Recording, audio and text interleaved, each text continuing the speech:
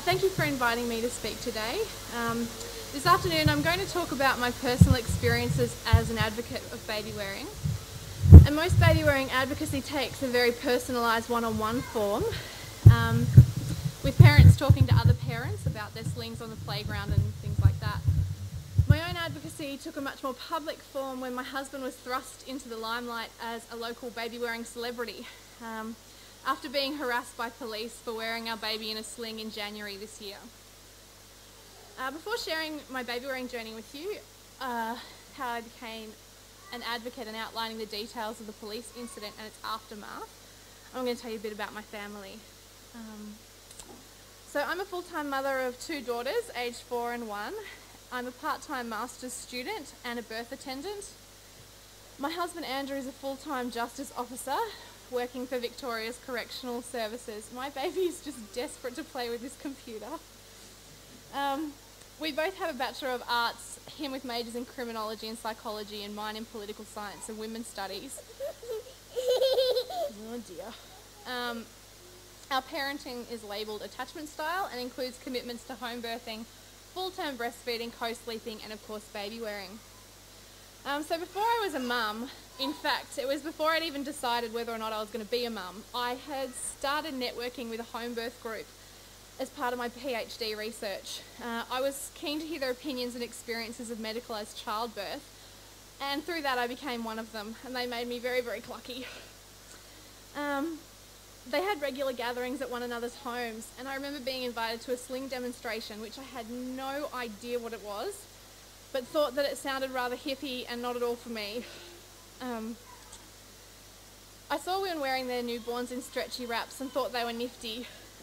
After 2 years after meeting these women, I became pregnant for the first time. And then I started to really look into my slinging options and decided not to waste money on a pram. I was determined to find the one sling that would meet all of my baby wearing needs. And this one sling was going to meet all of my husband's baby wearing needs for all of our children. My friends find that story really hilarious because it's 5 years later now and I'm known as the crazy sling woman in my region. Rumours travel down the peninsula of a woman who has over 20 baby carriers. Now the rumours are exaggerated, but their essence is true. I am crazy for baby wearing, and if you need to find out more about baby wearing in my region, I'm probably a good person to ask. I've become really used to being stopped. Oh, darling. What do you want to do? I'll have some water.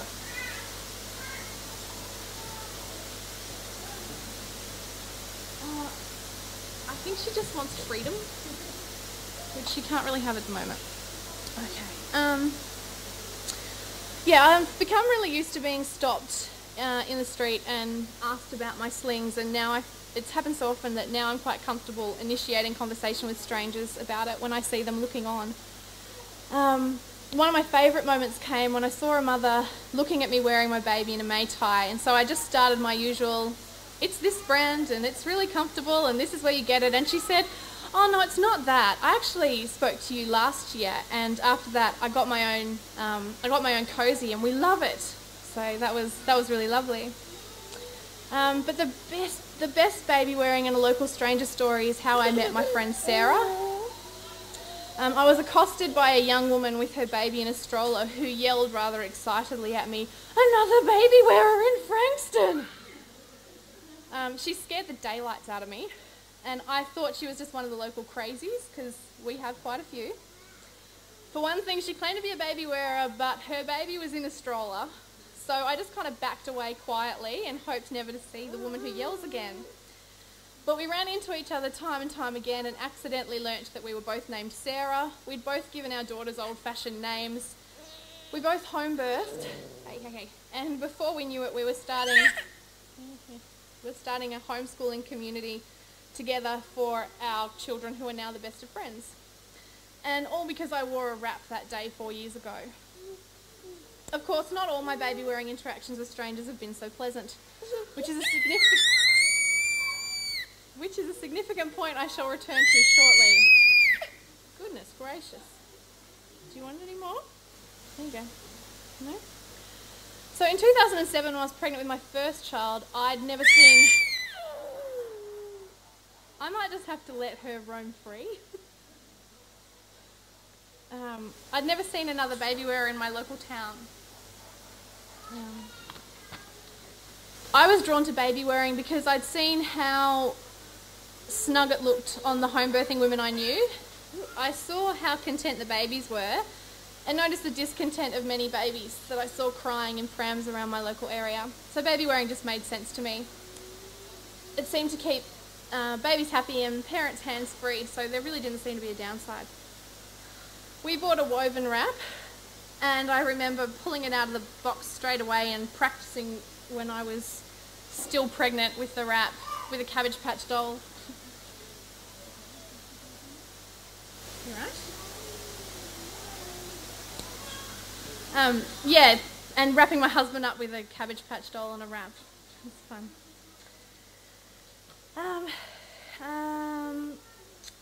When my baby did come along, I was completely lost. I cried frustrated, hormonal tears over my wrap, convinced that I would never figure out how to use it, and I was embarrassed that it came so hard to me when it seemed to come to other mothers so simply. I couldn't even figure out how to thread the ring sling we got, let alone wear a baby in it. And I flashed back to my college days when my husband and I were at a toga party, only clothed because our friends had taken pity on our pathetic attempts to tie bed sheets around ourselves. What were we thinking getting into this baby wearing business? We couldn't even tie togas. So I'm eternally grateful to the two women who came to my home when my bub was just 2 weeks old. Armed with all the slings they both owned, they gave me my very own private baby wearing demonstration. After this, I was able to use my wrap, and then we received lots of different kinds of slings from friends who were very concerned about us not having a pram. It was great. They took pity on us pramless people and just kept giving us slings. And I found that my baby and I needed different sling styles at different periods of her development, so that was really useful. I also found that my sling library is invaluable for supporting other mothers. I was able to introduce the mothers I serve as a doula to baby wearing, and they had an opportunity to try a wide range before deciding what to buy for themselves. So I was able to give back what had been given to me in private baby wearing demonstrations. An invitation to give sling demonstrations for the Australian Breastfeeding Association was what clinched my Crazy Sling Woman title.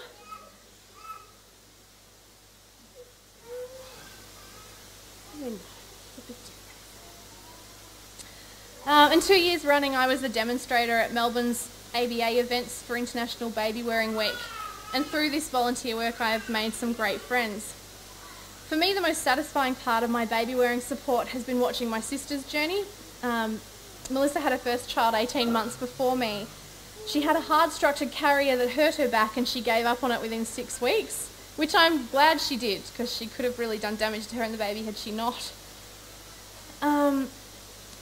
So when she had her second baby, mine was almost 2 years old, and she'd watched me baby wear. So when I met my nephew, I gave her a couple of slings that I'd made myself. And then from there, she became really enthusiastic and has spread the baby wearing news to her not home birthing mothers groups, which is great. And so when we were little girls, we used to play with our dolls together. Oh, darling. Yeah, when we were little girls, we used to play with our dolls together, and now we take photos of us wearing our children together, which is nice.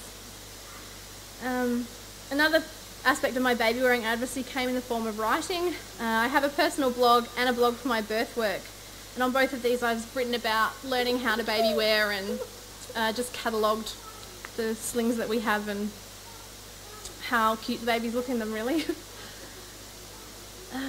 There's nothing lovelier than my baby snug against my chest, just at the right height for kissing and yeah, for breathing in her scent. And my husband always says, it's great. It's like, oh darling. Yeah, that'd be great, thank you. Say hi, look. Say hi everyone.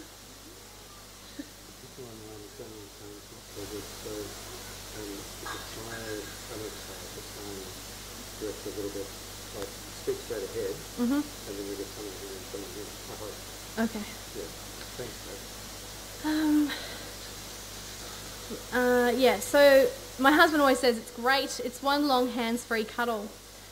And while I'm the crazy sling woman, he's that guy with a baby in a backpack. Thank you so much. Which brings us to the infamous baby wearing moment of earlier this year, when a man was harassed by police officers for wearing a baby in a soft structure carrier on his back. It was not a particularly hot summer's day, it was below 30 and we have a sea breeze. After unsuccessful attempts to help soothe our baby to sleep at home, Andrew took her for a walk, and sure enough, the movement of her daddy's steps and the feeling of his body against hers, she nodded off to sleep. A few houses away from ours on his return walk, a police car pulled up next to him.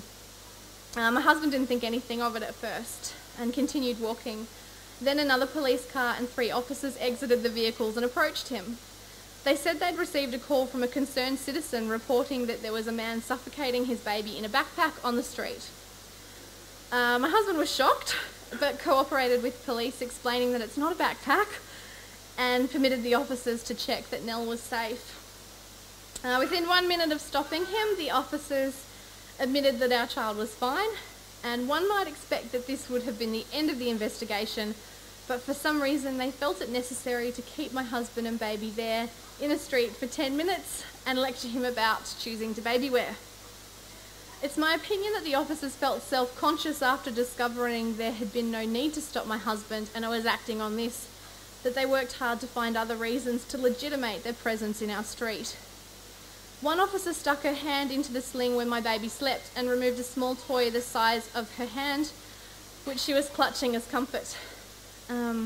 The officer claimed that taking the toy off our child would create better airflow for her breathing. So about the same size as this biscuit. Removing that will make better airflow for her breathing.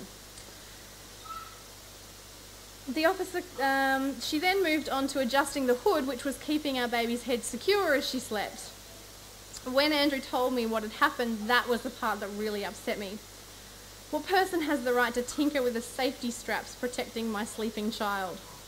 She didn't ask my husband for consent to touch our baby, she simply did it because she was ignorant about baby wearing. And she assumed that because it was foreign to her, it must be dangerous. And she obviously didn't think very much of us as parents, because if we knew anything about parenting, we would have had a pram and been using a pram.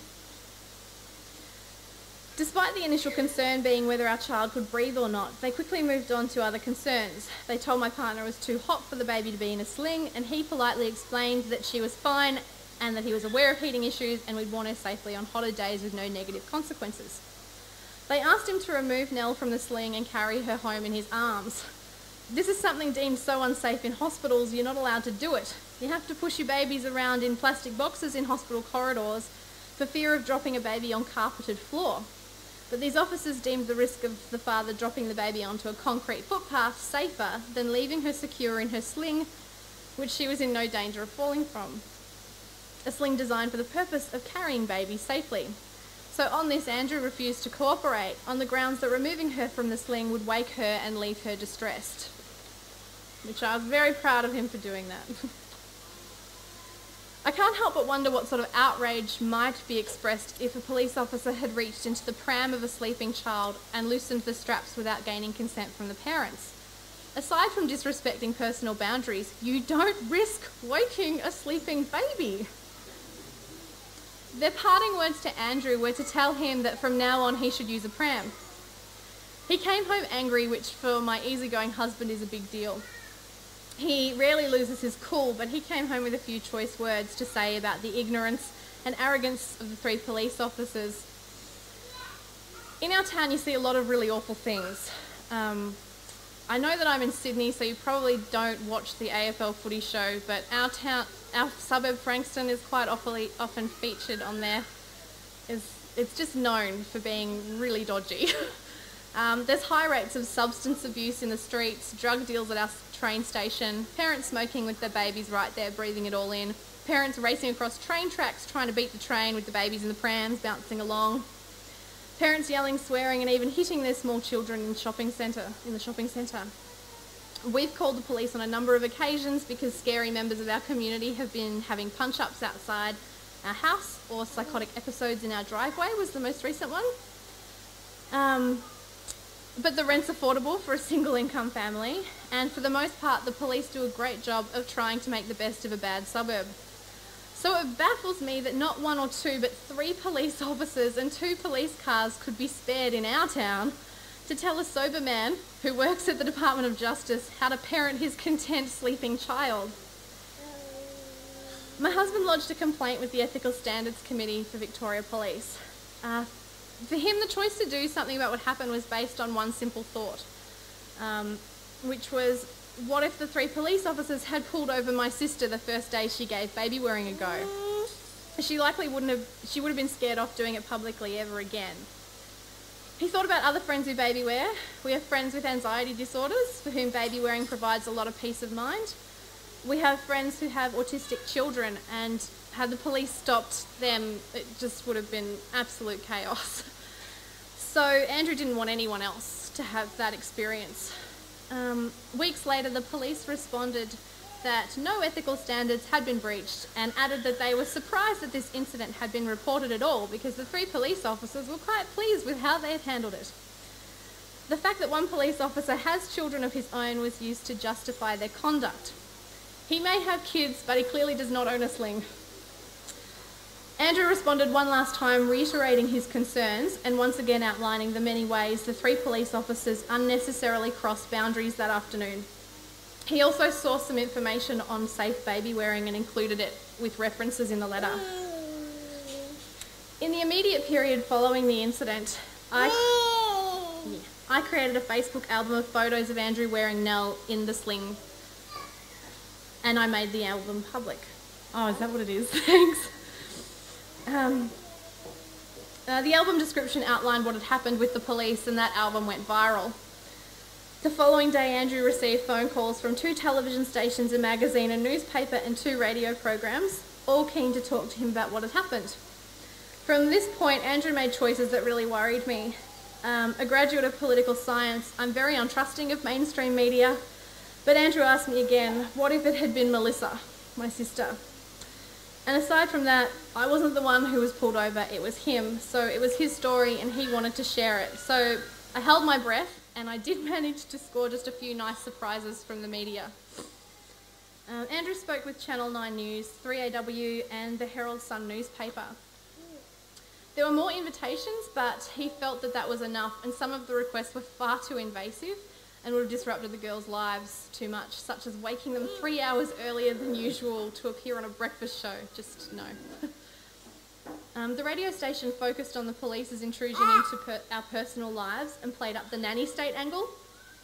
Channel 9 focused on the safety of baby wearing, and I managed to take some of the focus off the police, who many defended as just doing their job, by mentioning how disappointed I was that whomever the concerned citizen was felt that they needed to call the police rather than approach Andrew directly and ask about the sling.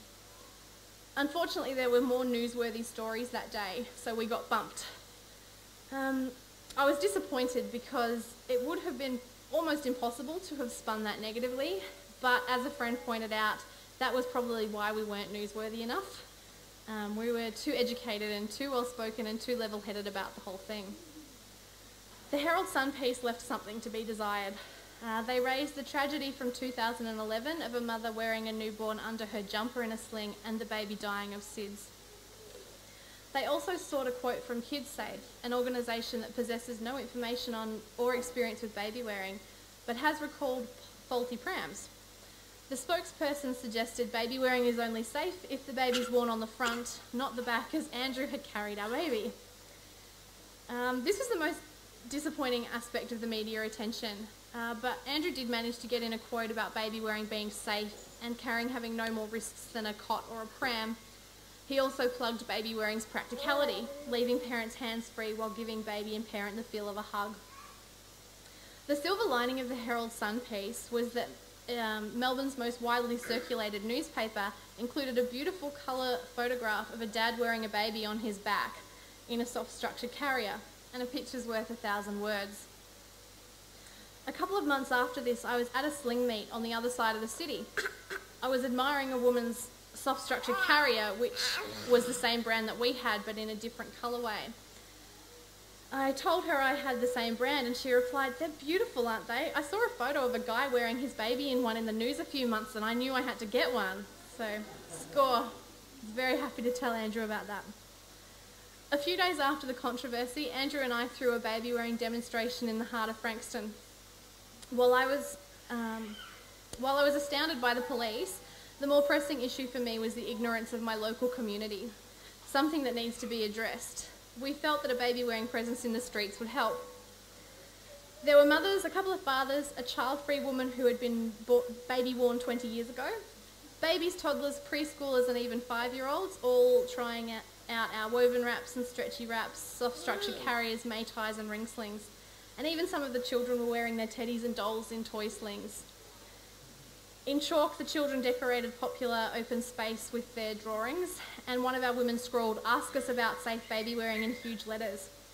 A couple of people lunching at surrounding cafes approached us to say they had read the newspaper article and admired my husband's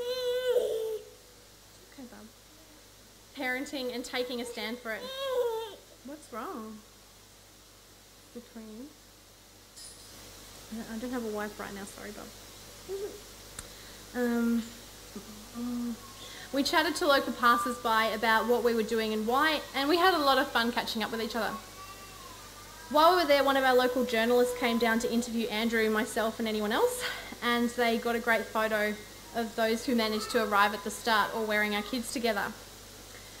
The article was good, though they reproduced the unfortunate kids safe quote from the Herald Sun article.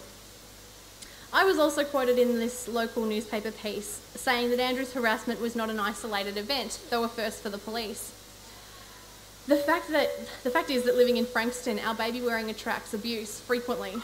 Andrew's been followed around in supermarkets by concerned citizens convinced that he's killing our child. Older women are constantly stopping me to tell me I'm doing irreversible damage to Nell's neck when they see her asleep on my back. Once I had a woman scream at me from her car as she drove past, "You're an effing disgrace for having your baby in that thing." And the most upsetting for me, the day the story about the child who died of SIDS in a sling broke, my baby was asleep in a wrap, and two women walked past exchanging a conversation loud enough for me to know it was for my benefit, saying that I was a stupid mother and my child was probably already dead. There are less abusive but still discriminatory acts carried out against baby wearers in my region too. Every now and again you get a bus driver with an axe to grind who will refuse to start his engine until you've taken your child out of the sling, regardless of whether or not there's enough seats for you and the child. There are other moments too, positive ones, when folks walk past and say, "I wish they had those things when my kids were young." They did. A brand new grandmother chasing me down because she has to know where to get one to wear her granddaughter when she's on babysitting duties. And the solidarity nod as you pass the occasional baby wearer using something other than a hard-structured carrier. The events with the Frankston Police Force highlighted just how desperate the need for baby-wearing advocacy remains in Australia. The need was always there, as the abuse from fellow citizens was there beforehand, but the authorities there to protect citizens is when they start harassing citizens for making perfectly safe parenting choices that happen to differ from the majority. You know you have a serious political issue then. Ultimately, this was an issue of discrimination based on ignorance, as it always is. And it highlights the need for events like today's Babywearing Masterclass, for raising the profile of baby wearing and raising awareness of the safety and benefits of slings. Thank you.